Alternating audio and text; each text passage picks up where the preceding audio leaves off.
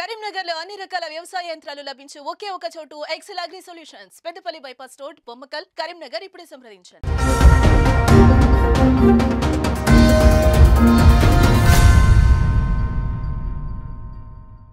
Welcome to Suman TV Karimnagar. నా పేరు స్నేహ. Today Karimnagar bulletin కి స్వాగతం. ముందుగా హెడ్లైన్స్.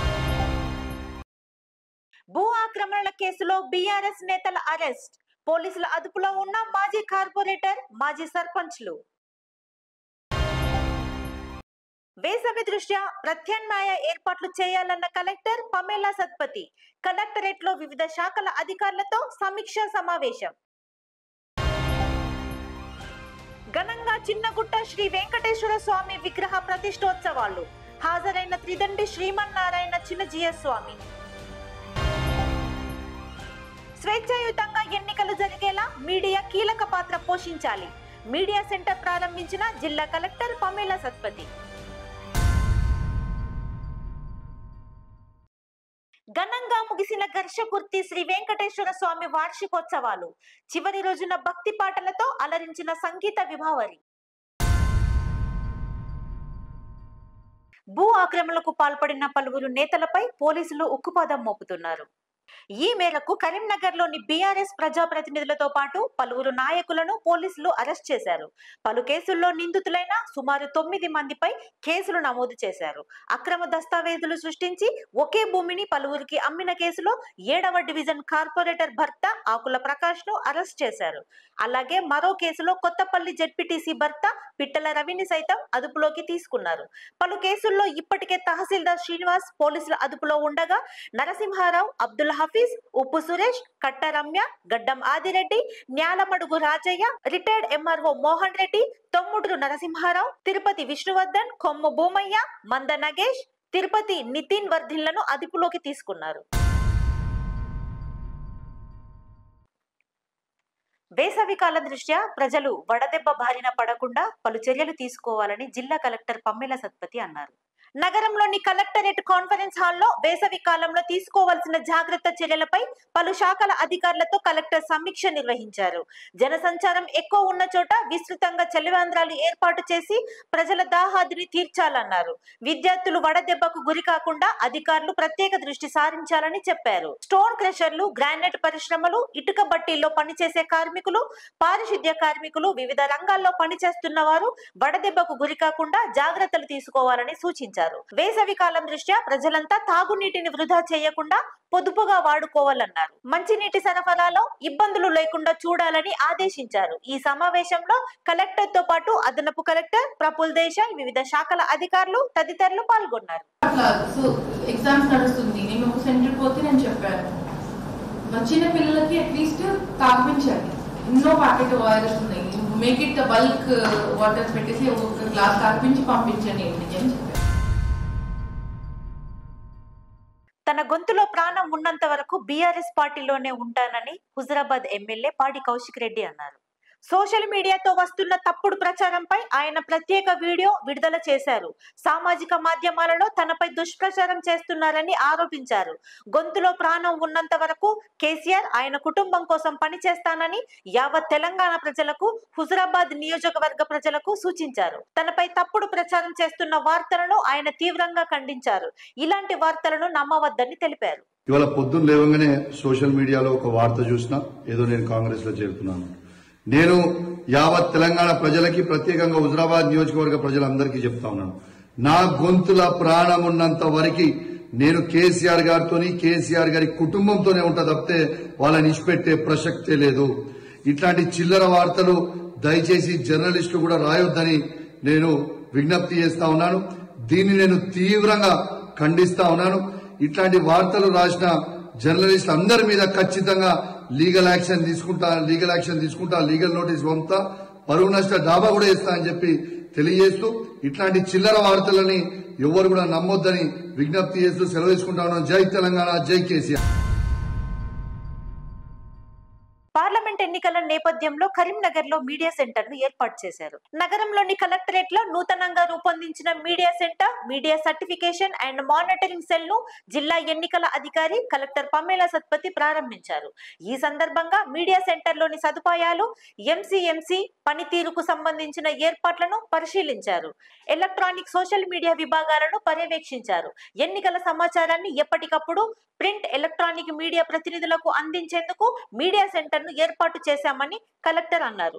పెయిడ్ న్యూస్ ను గుర్తించడంతో పాటు ప్రచురణ ముందస్తు అనుమతి లేకుండా ప్రకటనలు ప్రసారం చేస్తే తగిన చర్యలు తీసుకుంటామన్నారు. స్వేచ్ఛాయుత వాతావరణంలో ఎన్నికలు జరిగేలా మీడియా కీలక పాత్ర పోషించాలని సూచించారు.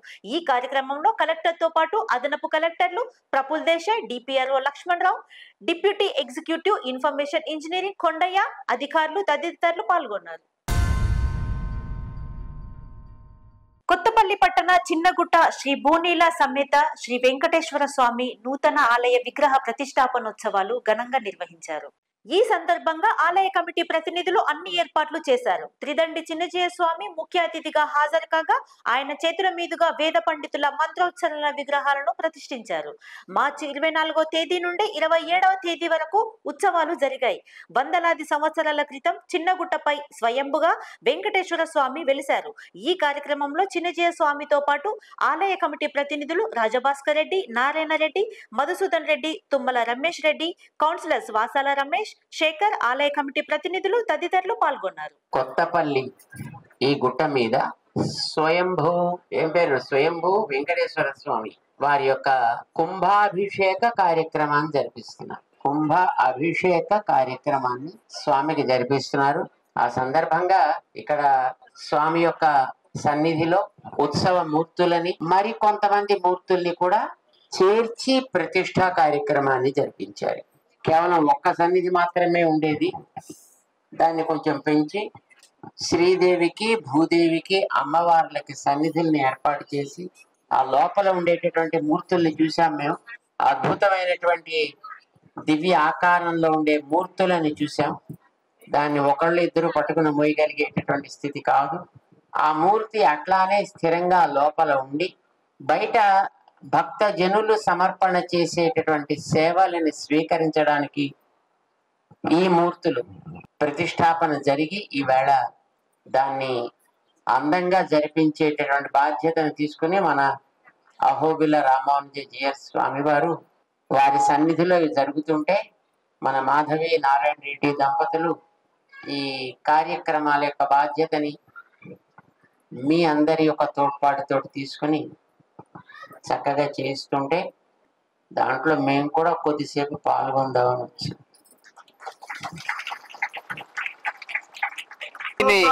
చిన్నగా గుడి ఉండే, ఈ గుడి ఉన్నప్పుడు 60 సంవత్సరాల కింద 50 సంవత్సరాల కింద ఈ గుడి చుట్టూ రథోత్సవం జరుగుతుండే. ఆ రథోత్సవానికి ఈ చుట్టుపక్కల గ్రామాలైనటువంటి దేశరాజపల్లి గాని, కొత్తపల్లి వారు గాని, మల్కాపురం వాళ్ళు గాని, రేకుర్తి, ఆరపల్లి, సీతారాంపూర్ తిన్నట్టు వీళ్ళందరూ కూడా ఈ రథాన్ని గుట్ట చుట్టూ తిప్పడానికి ఈ భక్తులందరూ వచ్చి ఈ రథాన్ని తిప్పి వాళ్ళు ఒక మహాభాగ్యం కట్టుకున్నారు. ఇది రాను రథం శిథిలమైన తర్వాత ఈ రథోత్సవం ఆగిపోయింది. శకటోత్సవాలు కూడా అనేక వందల బండ్లు ఈ గుట్ట చుట్టూ తిరుగుతుండే.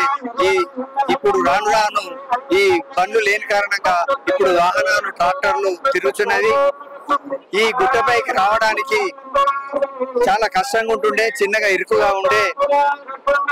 ఉన్నదని 2006 ఏళ్ళ మెట్లు ఏర్పాటు చేసినాము. ఆ మెట్లు ఏర్పాటు చేసిన సందర్భంగా శ్రీ చిన్నజీయ స్వామి గారు ఈ గుట్టపైకి వచ్చి ఈ టెంపుల్ ని పునర్ప్రతిష్ఠ చేసి మంచిగా నిర్మాణం చేస్తే ఈ గుట్ట పైన ఉన్నటువంటి దేవుడు అందరికీ కన్నుల పండుగ ఉంటారని చెప్పి వారు ఆదేశించినారు. ఇక దశావతారులతోటి గుడి నిర్మాణం చేయాలన్నారు. ఈ గుడి నిర్మాణము 7 సంవత్సరాల లోపల పూర్తి అయినది. నా పేరు వాసాల రమేష్. నేను ఇక్కడ మున్సిపల్ కౌన్సిలర్ గా ఉన్నాను. గతంలో కూడా సర్పంచ్గా ఉన్నప్పుడు కూడా మరి ఈ దేవాలయాన్ని అభివృద్ధి చేయాలనే సంకల్పం ఉండింది. మరి అందరి ఆలోచనతోటి మరి ముందుకు తీసుకుపోవడం జరిగింది. అందరూ కూడా సహకరించి చాలా మంది దాతలు కూడా ముందుకొచ్చి ఈ ఆలయాన్ని ఈ విధంగా అత్యంత వైభవంగా నిర్మాణం చేసినందుకు వారందరికీ కూడా కొత్తపల్లి పట్టణం పక్షాన కృతజ్ఞతలు తెలియజేస్తున్నాం. కరీంనగర్ పరిసర ప్రాంతంలో ఉన్నటువంటి కొత్తపల్లి గుట్ట మీద అనాదిగా ఇక్కడ దర్శనమిస్తుండేటువంటి ఒక వెంకటేశ్వర స్వామి సన్నిధి ఉంది.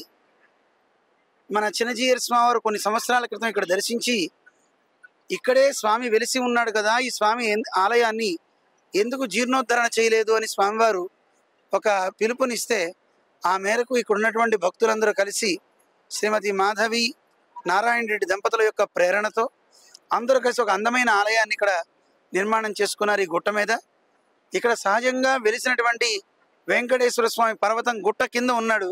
ఆ స్వామి ఒక చిన్న గుట్ట మీద, పర్వతం మీద స్వామి, స్వామి మీద మళ్ళీ ఒక చిన్న గుండు, ఇలా ఒక అందమైన స్వామి ఇక్కడ వేంచేసి ఉంటే ఆ స్వామితో పాటుగా ఉత్సవమూర్తులన్నింటినీ వేంచేపు చేసుకుని ఏ ఉత్సవం చేయాలన్నా మూర్తులు కావాలి కదా, అందుకని ఉత్సవమూర్తులను కూడా ఇక్కడ ఏర్పాటు చేసుకోవడం జరిగింది. ఇక్కడ అంతకుముందు కొంతమంది మహనీయులైనటువంటి సాధువులు కూడా ఈ కొండ మీద తపస్సు చేసుకున్నారు అని కూడా ప్రతీతి ఉంది. ఈ కొండ కిందే ఆశ్రమం కూడా ఉండడం ఒక విశేషం. ఎంతోమంది మహనీయులు ఇక్కడ వచ్చి పెద్ద యాగ కార్యక్రమాలు కూడా చేశారు. వేలాది మంది లక్షలాది మంది భక్తులు ఇక్కడ భోజనాలు చేశారు ఈ గుట్ట కింద ఏరియాలో అని మనకి ఇక్కడ వాళ్ళంతా చెప్తున్నారు. అంతటి పరమ పవిత్రమైనటువంటి సిద్ధక్షేత్రంగా ఈ పర్వతం ఉంది. కాసేపు కూర్చుని జపం చేస్తేనే మనస్సు ఇంకా ఇంకా చేయాలనిపించే ఒక పరమ సాత్వికమైన పర్వతంగా ఈ కొండ ఉంది. చూడ్డానికి చిన్నదైన ప్రభావంలో చాలా గొప్పది. తప్పకుండా దర్శించండి. కొత్తపల్లి, కరీంనగర్ డిస్టిక్. అంతేనా? జై శ్రీమన్నారాయణ. ధరణి పోర్టల్ ద్వారా ప్రజలు తీవ్రంగా నష్టపోయారని ప్రజామిత్ర మండలి వ్యవస్థాపకులు కొరివి వేణుగోపాల్ అన్నారు. నగరంలోని ప్రెస్ భవన్ లో ఆయన మీడియాతో మాట్లాడారు. అప్పటి ప్రభుత్వం ధరణి పోర్టల్ ద్వారా అక్రమాలకు పాల్పడిందని తెలిపారు. ప్రభుత్వం మారినప్పటికీ రెవెన్యూ అధికారుల తీరు మారడం లేదని ఆరోపించారు. గతంలో జిల్లా కలెక్టర్ గా పనిచేసిన కర్ణన్ ధరణి ఫైల్స్ పెండింగ్ లో పెట్టారని, రైతులకు తీరని అన్యాయం చేశారని అన్నారు. జిల్లా వ్యాప్తంగా ధరణిలో జరిగిన అక్రమాలతో 15 మంది రైతులు మృత్యువాత పడ్డారని తెలిపారు. అధికారుల అలసత్వంపై తన వద్ద ఆధారాలున్నాయని చెప్పారు. ఈ సమావేశంలో కొరివి వేణుగోపాల్ తో పాటు ప్రజామిత్ర మండలి ప్రతినిధులు, సభ్యులు తదితరులు పాల్గొన్నారు. మౌనం అడిగేటోడేవాడు, అందుకే ఈ రకంగా పెండింగ్ పెట్టిపోయిండు అని చెప్పి ఇప్పుడు కూడా నేను ఈ ప్రభుత్వానికి, రేవంత్ రెడ్డి గారి ప్రభుత్వానికి నేనేం విజ్ఞప్తి చేస్తా ఉన్నానంటే, ప్రభుత్వం మారింది కానీ రెవెన్యూ అధికారుల మైండ్ సెట్ మారలేదు. వాళ్ళు ఇంకా కూడా పాత ప్రభుత్వంలో ఉన్నటువంటి మైండ్ సెట్ లోపలనే ఉన్నారు. వాళ్ళు ఇంకా కూడా కేసీఆర్ ప్రభుత్వమే నడుస్తుందని చెప్పి అనుకుంటా ఉన్నారు. మీరు ఎక్కడ ఏ తహసీల్దార్ను రైడ్ చేసినా ఏసీపీ వాళ్ళు ఇప్పుడు 4 కోట్లు, 5 కోట్లు, 10 కోట్ల యొక్క విలువ అక్కడ డబ్బు దొరుకుతూ ఉన్నది. దాన్ని మార్కెట్ వాల్యూ తీసుకుంటే 50 కోట్ల వరకు ఉంటుంది అని చెప్పి మొన్ననే పత్రికల్లో చదివినాం. ఈ రకంగా ఒక 4 తహసీల్దార్ల మీద ఈ యొక్క ఏసీబీ రైడ్ జరిగినాయి.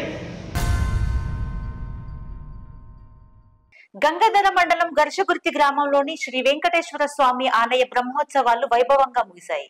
పురాతన ఆలయంగా పేరుగాంచిన శ్రీ వెంకటేశ్వర స్వామి ఆలయ బ్రహ్మోత్సవాల్లో భాగంగా చివరి రోజున ఉదయం రథోత్సవం, మధ్యాహ్నం మహాపూర్ణాహుతి, సంగీత విభావరి నిర్వహించారు.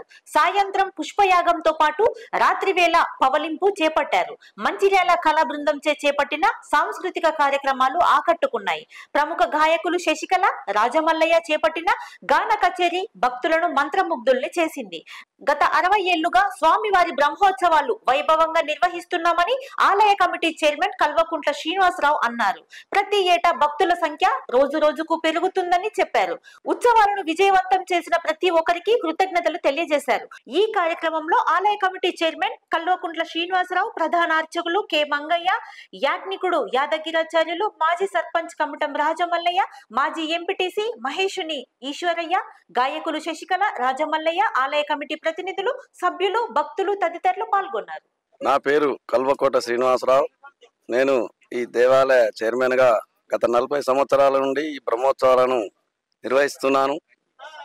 ఇట్టి నిర్వహణలో ప్రతి ఒక్కరూ మా గ్రామానికి ఆనుకున్న తాడిదోరి కాచారం గ్రామ ఘర్షకుర్తి 3 గ్రామాల దేవుడుగా దీనిని పిలుస్తారు.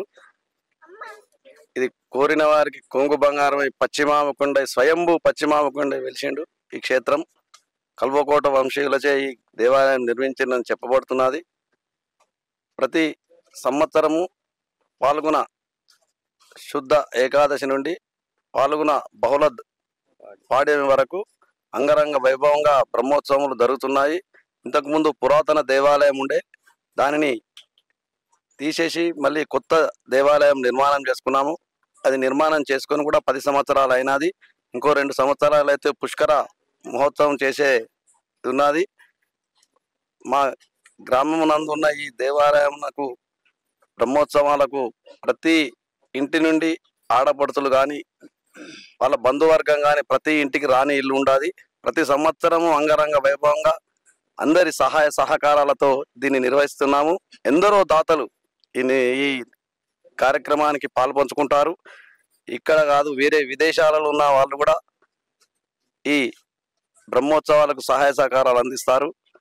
నిజంగా ఇప్పుడైతే ఒక 10 మంది కూడా ఉండేవారు కాకుండా ఈ పుష్ప యాగానికి మన శ్రీమాన్ మన యాదగిరాచార్యుల గారి పర్యవేక్షణలో అంగరంగ వైభవంగా దేవాలయ కొత్త నిర్మాణము మరియు కొత్తగా అప్పటి నుంచి చాలా అంగరంగ వైభవంగా జరుపుకుంటున్నాము.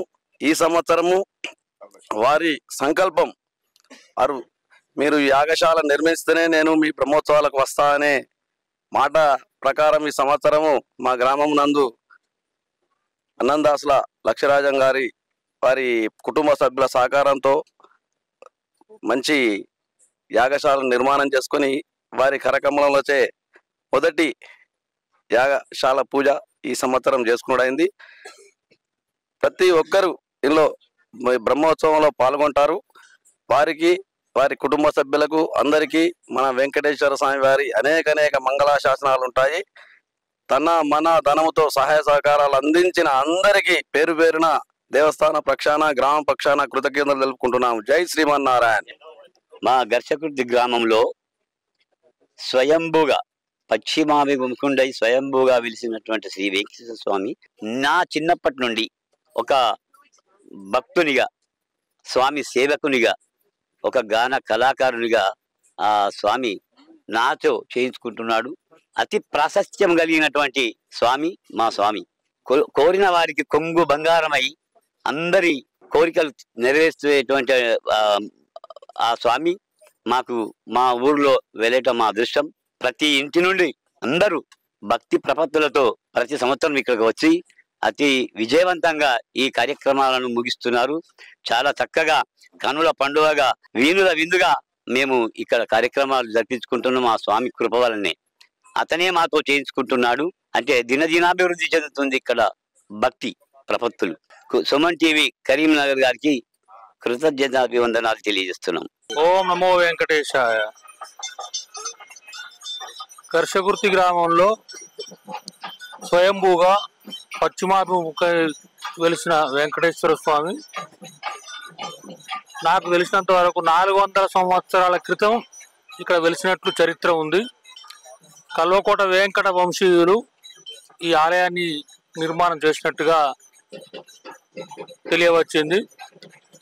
గత 5 సంవత్సరాల క్రితం ఈ ఆలయాన్ని పునర్నిర్మాణం చేయడానికి గ్రామంలో ప్రముఖుల వద్ద ఒక 10 లక్షల చందాలు వసూలు చేసి ప్రభుత్వం వద్ద ఒక 10 లక్షల గ్రాంట్ మంజూరు తీసుకొని ఆలయాన్ని పునర్నిర్మాణం చేయడం జరిగింది. నేను సర్పంచ్గా ఉన్నప్పటి నుండి కల్వకోట నారాయణరావు గారు చైర్మన్గా వ్యవహరించి ఈ కార్యక్రమాలు గ్రామస్తుల చందాలతోని లక్ష్మీ నరసింహ శర్మ గారని వారి ద్వారా నిర్మాణ కార్యక్రమం చేపట్టడం జరిగింది.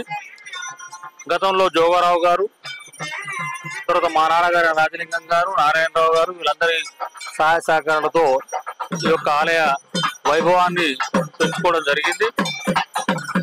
ఇప్పుడు కూడా యాదగిరాచార్యుల వారి ఆధ్వర్యంలో చాలా బ్రహ్మాండంగా కార్యక్రమాలు నిర్వహిస్తున్నాం. ఇందులో భక్తులు వాళ్ళ యొక్క ఆర్థిక పరమైన చందాలు ఇచ్చి గ్రామంలో స్వామివారి కృపకు పాత్రలవుకుంటూ ఈ ఆలయాన్ని దినదినాభివృద్ధి చెందేటట్లుగా పాటుపడుతున్నారు. ప్రతి సంవత్సరం జాతరలో గతంలో 5,000 జనాభా, 10,000 జనాభా, ఇప్పుడు దాదాపు 15-20,000 జనాభా వచ్చి పౌర్ణిమ రోజున, పాడ్యం రోజున డోలోత్సవం బండ్లు తిరిగినాడు, రథం తిరిగినాడు పాల్గొని గ్రామంలో ఎంతో సందడిగా పండుగ వాతావరణాన్ని జరుపుకుంటున్న గ్రామస్తులందరికీ ఈ సందర్భంగా కృతజ్ఞావందనాలు. ఇక్కడికి విచ్చేసిన భక్తులందరికీ ఈ ఆలయ పక్షాన కృతజ్ఞత తెలుపుకుంటూ ఆ స్వామివారి కృప అందరిపై ఉండాలని కోరుకుంటూ జై శ్రీమన్నారాయణ.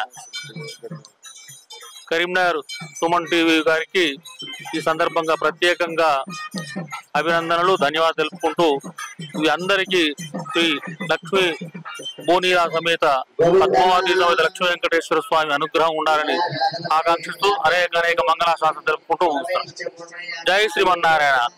ఇంతటితో టుడే కరీంనగర్ బులెటిన్ సమాప్తం. Thank you all.